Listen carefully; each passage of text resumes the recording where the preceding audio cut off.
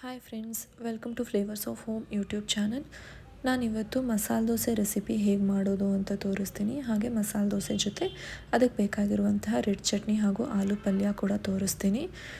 First masala dosa ಮಾಡೋದಕ್ಕೆ batter ready ಮಾಡ್ಕೋಬೇಕು.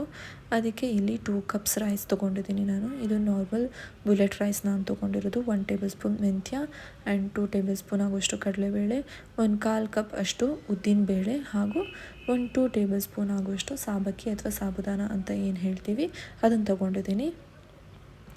ಇದಿಷ್ಟನ್ನು ನಾನು ಚೆನ್ನಾಗಿ ವಾಶ್ ಮಾಡಿಕೊಂಡು 6 ಅವರ್ಸ್ ಅದನ್ನು ನೆನೆಸಿಟ್ಟಿದ್ದೀನಿ. 6 ಅವರ್ಸ್ ಆದಮೇಲೆ ಗ್ರೈಂಡ್ ಮಾಡೋದಕ್ಕಿಂತ ಒಂದು 15 ಮಿನಿಟ್ಸ್ ಮುಂಚೆ 2 ಟೇಬಲ್ ಸ್ಪೂನ್ ಅವಲಕ್ಕಿ ಅಥವಾ ಪೋಹ ಅಂತ ಏನಂತೀವಿ ಅದನ್ನು ನೀರಲ್ಲಿ ನೆನೆಸಿ ಇದೆರಡನ್ನೂ ಸೇರಿಸಿ ಚೆನ್ನಾಗಿ ಗ್ರೈಂಡ್ ಮಾಡಿದ್ದೀನಿ. ಇದೆರಡನ್ನೂ ಚೆನ್ನಾಗಿ ಗ್ರೈಂಡ್ ಮಾಡಿಕೊಂಡು ಇದನ್ನು ಓವರ್ ನೈಟ್ ಫರ್ಮೆಂಟ್ ಆಗೋದಕ್ಕೆ ಬಿಟ್ಟಿದ್ದೀನಿ ನಾನು. ಇಲ್ಲೇ ಫರ್ಮೆಂಟ್ ಆಗೋದಕ್ಕೆ ನಾನು ಜಸ್ಟ್ ಉಪ್ಪು ಮಾತ್ರ ಹಾಕಿರೋದು. ಸಾಬುದಾನ ಮತ್ತು ಕಡಲೆಬೇಳೆ ಹಾಕಿರೋದ್ರಿಂದ ಬೇರೆ ಏನೂ ಹಾಕೋ ಅವಶ್ಯಕತೆ ಇರಲ್ಲ. ಹಾಗೆ ಈಗ ರೆಡ್ ಚಟ್ನಿ ತೋರಿಸ್ತಾ ಇದ್ದೀನಿ. ರೆಡ್ ಚಟ್ನಿಗೆ ಇಲ್ಲಿ ಬ್ಯಾಡಗಿ ಮೆಣಸು ಮತ್ತು ಗುಂಟೂರು ಮೆಣಸು ಎರಡು ಸ್ವಲ್ಪ ತೊಗೊಂಡಿದ್ದೀನಿ.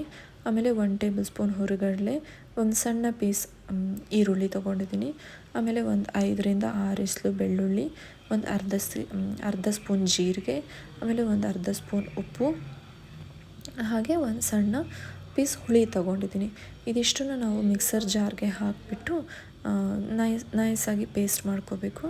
ಇದು ಪೇಸ್ಟ್ ನೈಸ್ ಆದಷ್ಟು ಮಸಾಲೆ ದೋಸೆ ಮೇಲೆ ಹಚ್ಚೋದಕ್ಕೆ ಚೆನ್ನಾಗಿ ಬರುತ್ತೆ. ಇದನ್ನು ಕೋರ್ಸಾಗಿ ಗ್ರೈಂಡ್ ಮಾಡ್ಕೋಬೇಡಿ.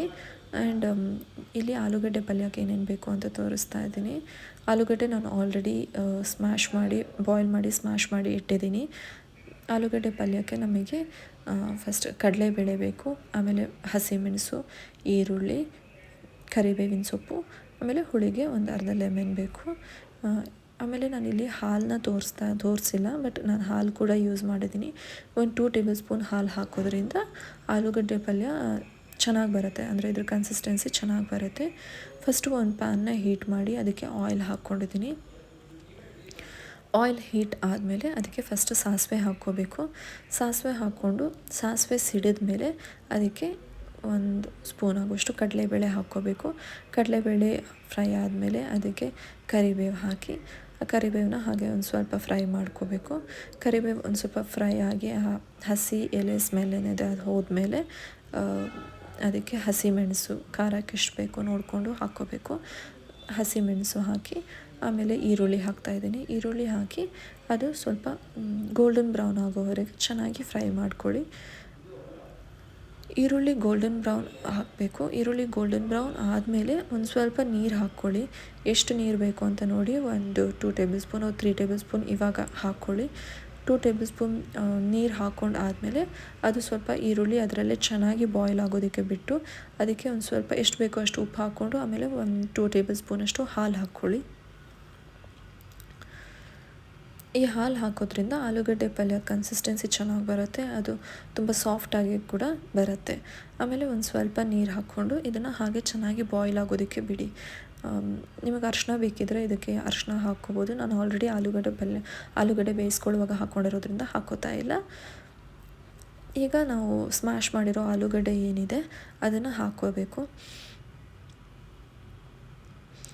ಆಲೂಗಡ್ಡೆನ ಹಾಕಿ ಅದನ್ನು ಚೆನ್ನಾಗಿ ಮಿಕ್ಸ್ ಮಾಡಿ. ಇನ್ ಕೇಸ್ ನಮಗೆ ಅದು ನೀರು ಬೇಕು ಅನ್ನೋದಾದರೆ ಅದು ಕನ್ಸಿಸ್ಟೆನ್ಸಿ ನೋಡಿಬಿಟ್ಟು ನೀರು ಹಾಕ್ಕೊಳ್ಳಿ. ನೀರು ಹಾಕ್ಕೊಂಡು ಅದನ್ನು ಚೆನ್ನಾಗಿ ಬಾಯ್ಲ್ ಆಗೋದಕ್ಕೆ ಬಿಡಿ. ಆಲೂಗಡ್ಡೆ ಆಲ್ರೆಡಿ ಬಾಯ್ಲ್ ಆಗಿದೆ, ಬಟ್ ಇನ್ ಕೇಸ್ ಎಲ್ಲಾದರೂ ದಪ್ಪ ಇದ್ದರೆ ಇದು ಚೆನ್ನಾಗಿ ಸಾಫ್ಟ್ ಆಗೋವರೆಗೆ ನೀಟಾಗಿ ಬಾಯ್ಲ್ ಮಾಡಿ. ಆಮೇಲೆ ನಮಗೆ ಲಾಸ್ಟ್ಗೆ ಹುಳಿ ಏನು ಬೇಕೋ ಅದು ಎಷ್ಟು ಬೇಕೋ ನೋಡಿ ನಿಂಬೆಹಣ್ಣಿನ ರಸ ಹಾಕ್ಕೋಬೇಕು. ಇದಕ್ಕೇನು ತುಂಬ ಹುಳಿ ಬೇಕಾಗಿರೋದಿಲ್ಲ, ಸೊ ಎಷ್ಟು ಬೇಕು ಅಂತ ನೋಡಿಬಿಟ್ಟು ಹಾಕ್ಕೊಳ್ಳಿ. ಇಷ್ಟು ಮಾಡಿ ಅದನ್ನು ಒಂದು 5 ಮಿನಿಟ್ಸ್ ಆಗುವಷ್ಟು ಲೋ ಫ್ಲೇಮಲ್ಲಿ 5 ಮಿನಿಟ್ಸ್ ಆಗುವಷ್ಟೊತ್ತು ಬಿಡಿ, ಆಗ ಚೆನ್ನಾಗಿ ಬೇಯುತ್ತೆ. ಆಮೇಲೆ ಇಲ್ಲಿ ನಾನು ಫರ್ಮೆಂಟ್ ಮಾಡಿರೋ ಹಿಟ್ಟು ಚೆನ್ನಾಗಿ ಫರ್ಮೆಂಟ್ ಆಗಿದೆ. ಇದನ್ನು ಓವರ್ನೈಟ್ ಫರ್ಮೆಂಟ್ ಆಗೋದಕ್ಕೆ ಬಿಟ್ಟಿರೋದ್ರಿಂದ ಈಗ ಮಸಾಲೆ ದೋಸೆ ಹಾಕ್ಕೊಳ್ಳೋದಕ್ಕೆ ಏನೇನು ಬೇಕು ಎಲ್ಲದು ರೆಡಿಯಾಗಿದೆ. ನಮಗೆ ರೆಡ್ ಚಟ್ನಿ, ಪಲ್ಯ ಆ್ಯಂಡ್ ದೋಸೆ ಬ್ಯಾಟರ್ ಎಲ್ಲದೂ ಇದೆ. ಫಸ್ಟ್ ತವಾ ಹೀಟ್ ಆಗೋದಕ್ಕೆ ಬಿಟ್ಟಿದ್ದೆ. ತವಾ ಹೀಟ್ ಆದಮೇಲೆ ಇನ್ನು 1 ಸ್ಪೂನ್ ತೊಗೊಂಡು ಅದನ್ನು ದೋಸೆ ಹಾಕ್ಕೊಳ್ತಾ ಇದ್ದೀನಿ. ಇಲ್ಲಿ ದೋಸೆ ಮಾಡುವಾಗ ತವಾನ ತುಂಬ ಹೈ ಫ್ಲೇಮಲ್ಲಿ ಇಟ್ಕೋಬೇಡಿ, ಅದು ಒಂದೇ ಸರಿ ಫುಲ್ ಒಂದೇ ಸರಿ ಫುಲ್ಲು ರೋಸ್ಟ್ ಆಗಿಬಿಡುತ್ತೆ. ಮೇಲ್ಗಡೆ ಸಾಫ್ಟ್ ಹಾಗೇ ಇರುತ್ತೆ. ಸ್ವಲ್ಪ ಮೀಡಿಯಮ್ ಫ್ಲೇಮಲ್ಲೇ ಇಟ್ಕೊಳ್ಳಿ. ಆಮೇಲೆ ಆಯಿಲ್ ಹಾಕ್ಕೊಳ್ತಾ ಇದ್ದೀನಿ. ಆಯಿಲ್ ಹಾಕ್ಕೊಂಡು ನಾವು ರೆಡ್ ಚಟ್ನಿ ಅಪ್ಲೈ ಮಾಡ್ಕೋಬೇಕು. ಬಟ್ ರೆಡ್ ಚಟ್ನಿ ಅಪ್ಲೈ ಮಾಡ್ಕೊಂಡ್ಮೇಲೆ ಮತ್ತೆ ಆಯಿಲ್ ಹಾಕ್ಕೊಂಡು ಅದನ್ನು ಚೆನ್ನಾಗಿ ರೆಡ್ ಚಟ್ನಿದು ಹಸಿ ಸ್ಮೆಲ್ ಏನಿದೆ ಅದು ಹೋಗೋವರೆಗೂ ಆಯಿಲಲ್ಲೇ ಚೆನ್ನಾಗಿ ರೋಸ್ಟ್ ಆಗೋದಕ್ಕೆ ಬಿಡಬೇಕು. ಆವಾಗ ಮಸಾಲೆ ದೋಸೆ ಕಲರ್ ಕೂಡ ಚೆನ್ನಾಗಿ ಬರುತ್ತೆ, ಕ್ರಿಸ್ಪಿಯಾಗಿ ಬರುತ್ತೆ. ಆ್ಯಂಡ್ ಅಲ್ಲಿ ರೆಡ್ ಚಿಲ್ಲಿ ಏನು ಹಾಕಿದ್ದೀವಿ ಅದರದ್ದು ಸ್ಮೆಲ್ ಕೂಡ ಇರೋದಿಲ್ಲ, ನೀಟಾಗಿ ರೋಸ್ಟ್ ಆಗುತ್ತೆ.